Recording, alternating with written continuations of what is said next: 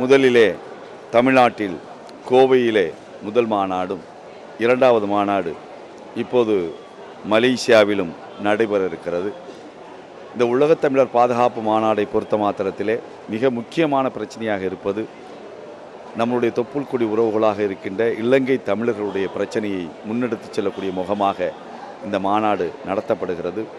உலகெங்கிலும் இருந்து அத்தனை மக்களும் அங்கே கலந்து கொள்கிறார்கள்.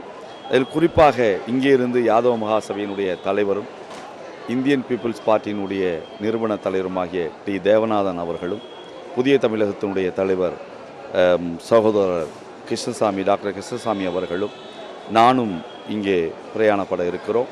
இதேபோல் பல தமிழுக்கூற ஆர்வலர்கள் கலந்து கொள்ள இருக்கிறார்கள். சகோதரர் தோழர் டிஎஸ்எஸ் மணி, அதேபோல் பேராசிரியர் சரஸ்வதி போன்றவர்களும் கலந்து கொள்ள இருக்கிறார்கள். இந்த மாநாட்டினுடைய முக்கிய நோக்கம் தமிழர்கள் ஒன்றுபடுத்தப்பட வேண்டும் என்பதோடு மாத்திரமல்ல, இந்த மாநாடு வெற்றி பெற வேண்டும்.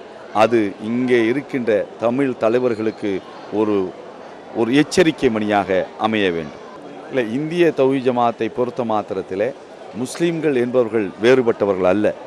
இலங்கையை பொறுத்த மாத்திரத்திலே முஸ்லீம்கள் தனி, தமிழர்கள் தனி என்று பிரிக்கப்படுகிறார்கள். அப்படி பிரிக்கப்படக்கூடாது.